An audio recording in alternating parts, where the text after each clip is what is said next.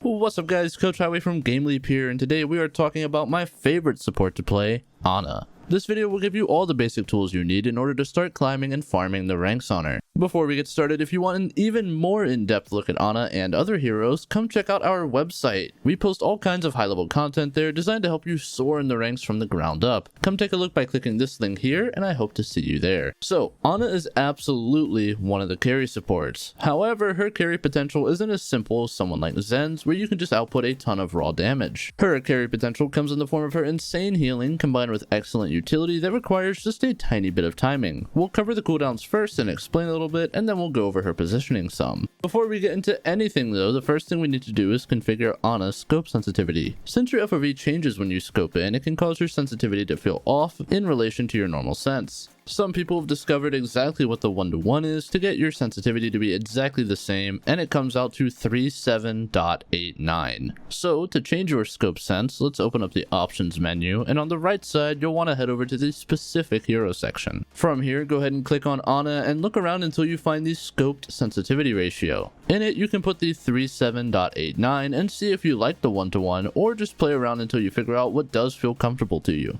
For example, my own sensitivity is not the 37.89, I prefer a 44 scope sense. If by chance you play a lot of Widow, you can adjust Ana's scope sense to whatever your Widow's scope sense is, since they use the same field of view. Alright, now that we've got the settings straight, let's quickly touch on her gun and then we'll get into those abilities we mentioned afterwards. Her weapon has one distinct feature that all Anas need to know. Her scope shots slow her down, but they make her healing hit scan, meaning they instantly go to their target. Her unscoped shots give her more movement speed, but they are projectiles and thus have a travel time. This is really important to know as you can use the faster movement to your advantage when you need to play close or when you are being pushed by enemies. But when you are already set in a nice position and you just need to do healing, use the hit scan to make your shots easier since you don't have to lead them and to give out that healing as soon as possible. And that's pretty much it as far as her gun goes. It's really straightforward otherwise, so let's move into the first cooldown we're going to talk about, and the most important one, Biotic Grenade. Ana's Bio Grenade can be used in one of two ways, offensively or defensively. For the defensive utility, it's pretty straightforward. When it lands on a teammate, it increases their healing received from all sources by a massive amount. This includes your heals, other teammates' heals, health packs, self-healing, and everything. It also gives a bit of burst heals from the initial contact, which makes it a vital tool for when you see your teammates getting critical and you know your healing will not be able to keep up. When you expect big enemy ultimates like dragons or grav, try to save your nade to keep your team up in these sorts of situations, as a well-timed nade can absolutely save a fight and ruin an enemy ultimate. It can also be a vital tool to peel for yourself when an enemy starts to push you, as it gives you enough heals to keep yourself up for a little bit longer to either win the duel or have a teammate come help you.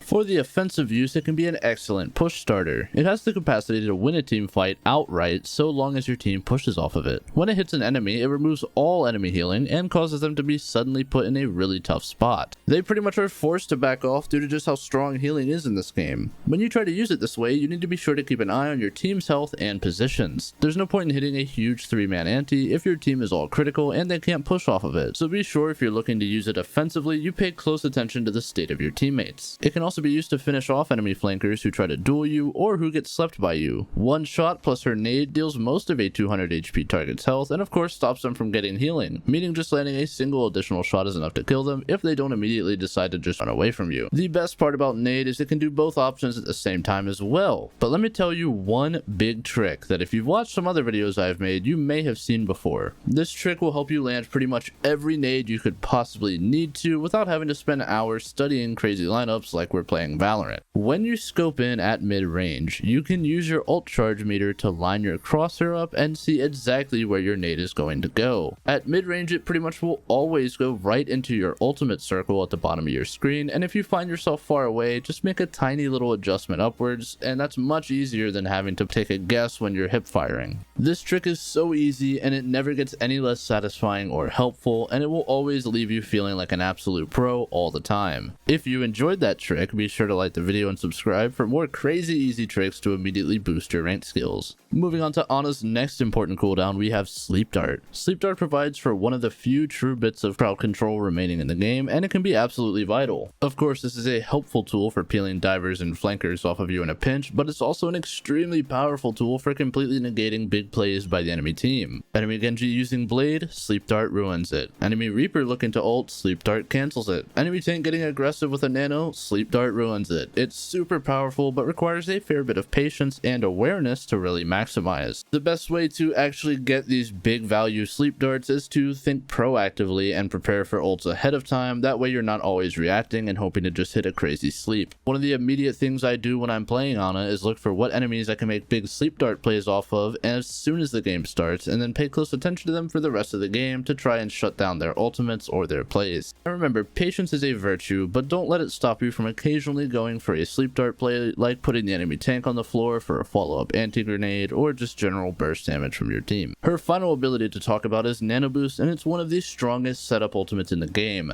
Talk to your team and be sure to communicate for who wants Nano, because throwing it out on an unsuspecting teammate, especially at lower ranks, will often end with them just going in and trying to force a play that ultimately kills them. Use it with a plan, like when Genji dashes up to start his blade, or use it to save your tank from dying since it gives an instant burst heal and reduces damage taken, and try to turn the fight with it. And if all else fails, just make sure you know who the best player on your team is and just throw it their way. That usually will end up getting more value than if you throw it on really bad teammates. Okay, so the next thing with Ana I wanted to cover was positioning, and your positioning changes based on what the enemy team is running. Luckily, Ana can excel pretty much at any range, so as long as she is aware of her threats and her team's pushes, there's not many situations where she doesn't have options. Against teams that have a lot of flank presence, like with Tracers and Genjis, be sure to not play super far and isolated, as that will make it difficult for your team to peel for you. Against teams that are super deathbally and just want to run into your front line, use high grounds and distance to keep yourself safe and allow you to keep track of everyone in the fight. That's pretty much it for her positioning. There isn't much complicated about it, so long as you just make sure to identify your biggest threats and respond accordingly. I had two smaller things that I wanted to touch on as well before we're done here, and one is heal priority. This really applies to every healer, but a half health DPS is much weaker than a half health tank. It's important to note this and pay close attention to keeping up your DPSs as well, since they are much more frail and likely to die if they aren't getting healed on time than a tank is. Keep note of your other healer, especially Lucio, who doesn't contribute a ton of heals, and be sure to look for your squishier teammates more and not just your tank. Now, if you have a good secondary healer such as Mercy or Zen, then sometimes you can get away with not paying attention to your DPSs as much, but like I said, with something like a Lucio where they're not really going to be giving out a ton of heals, you really do have to pay closer attention to everybody. The second thing is, don't be afraid to sometimes contest enemies with your damage. If your team is healthy and you find an enemy DPS who is in a very aggressive spot doing a lot of damage, such as a Pharah or something else poking your tank from high ground, your 70 damage no fall off shots are actually pretty effective at clearing them off of their angle. Of course, if you focus too much on your damage, then you'll end up letting your team die in very suboptimal situations, but just keep an eye out for enemies who play in positions that are vulnerable to you, as DPSing them can actually help your team out a lot, and it can definitely contribute to carrying games. That pretty much covers all the basics, along with some very important advice for popping off on Ana. If you guys enjoyed, please be sure to give us a like and subscribe, and I will see you all very soon. Take care and peace.